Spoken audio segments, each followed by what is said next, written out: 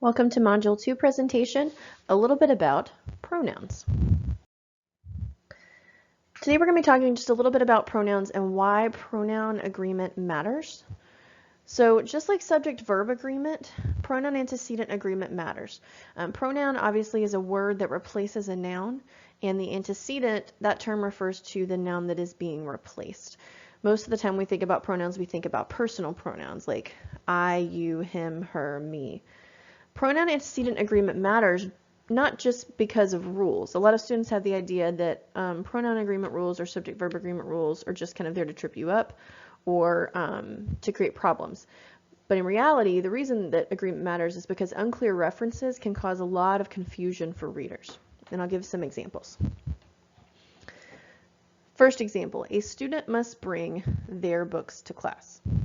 Now, while it's very common nowadays for us to use their as singular, in reality it's still technically incorrect, in part because it causes confusion. If a person read, a student must bring their books to class, then a reader might potentially think that there's some kind of typo or mistake happening in this sentence because there is a plural possessive pronoun, and yet we have singular a student. And so it might be confusing to a reader.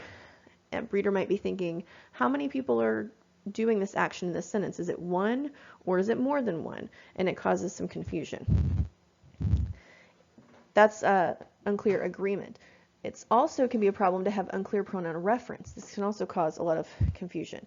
To give an example, Jan called Jen and she told her that she had won a trip to Fiji.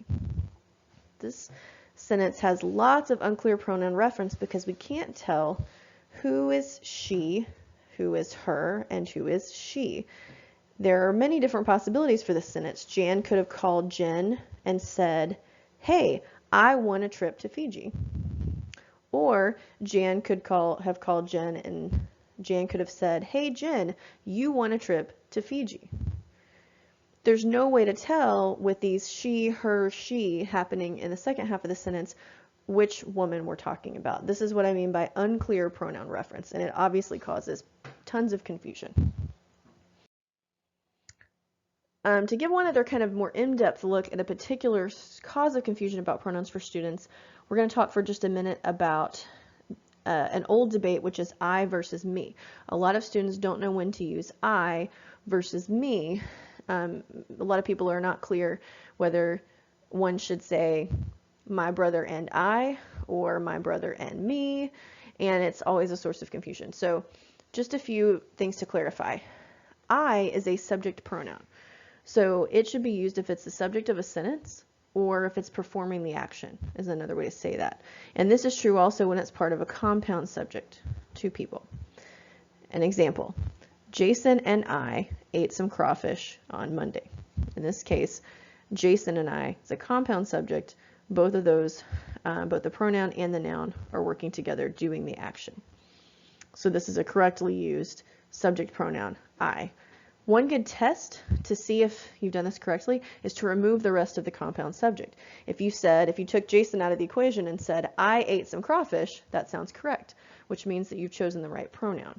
You would never say, me ate some crawfish, and yet sometimes people would think that it would be correct to say Jason and me ate some crawfish. So the reality is if I works by itself, it's also going to be I in a compound subject. To continue on I versus me is an object pronoun, which means that it should be used when it's the object of the sentence. In other words, when it's receiving the action. And this is also true when it's part of a compound object. An example, Grandma made new sweaters for my cousin and me. In this case, my cousin and me, those two people are receiving the action. Grandma is the action, the subject of the sentence. Grandma's doing the action. And then the action is being received by my cousin and me, the receivers of the sweaters. Again, a good test is to remove the rest of the compound object. If you took out my cousin and said, Grandma made new sweaters for me, that sounds correct. So the right pronoun has been chosen. Again, one would probably never say, Grandma made new sweaters for I, at least in common usage. And so therefore you also would not say Grandma made new sweaters for my cousin and I. It would be my cousin and me.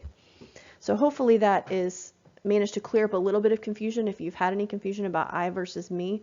And again, just to reiterate, pronouns are really important because the wrong use of pronouns can cause tons of confusion in the reader and lead to a frustrating reading experience for your audience.